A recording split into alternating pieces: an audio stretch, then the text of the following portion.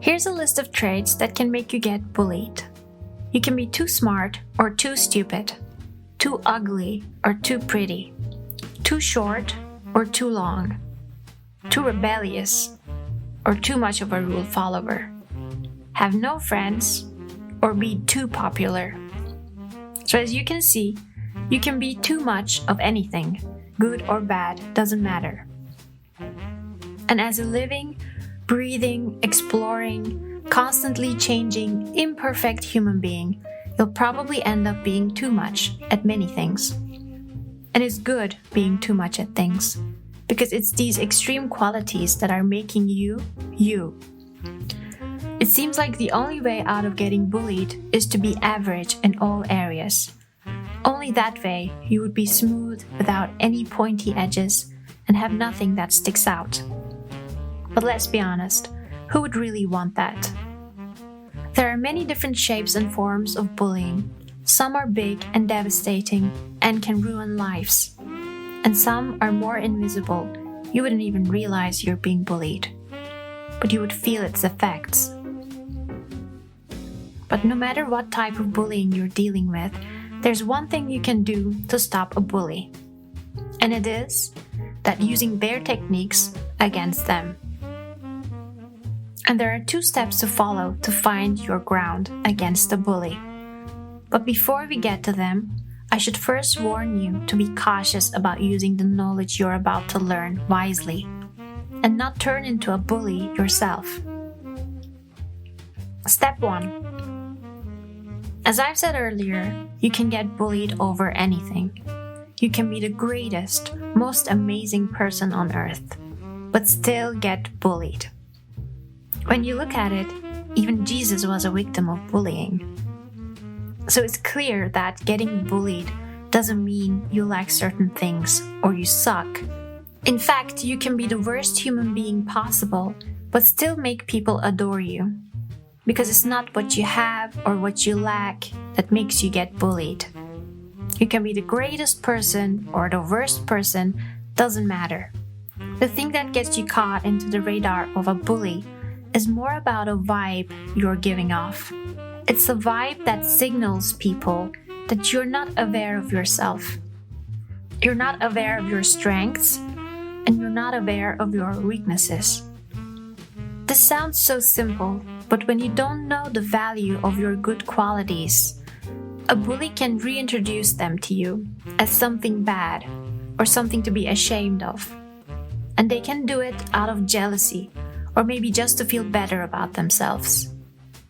You probably won't even understand why you're being attacked when the reason of the attack is mere jealousy. Because it doesn't make sense when you're being attacked over a good trait when you yourself are not even aware of having that good trait in the first place. You can keep asking, why are they doing this to me? I don't do anything wrong. And other than knowing your strengths, you should also realize your weaknesses. The thing about weaknesses is we all have them, so it doesn't make you unworthy when you have your own weaknesses. But one thing we should all learn is to change our approach to our weaknesses. We need to learn how to approach them with compassion and acceptance, because otherwise, a bully will sense how ashamed we are of our weaknesses, how much we want to hide them. They'll see right through them and will of course use them to silence us and make us feel powerless and not able to fight back, because we'll just want it to stop and don't want to feel any more embarrassed and go back to hiding. However, if we learn how to own up our weaknesses, we can stop people from using them as a gun against us.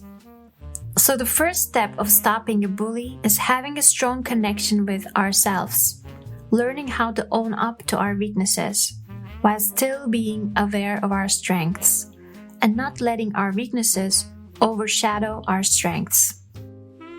Step 2. After getting to know our own equipment as best as we can, the next step is turning the focus around from ourselves to the bully. Because just like us, they're human beings too.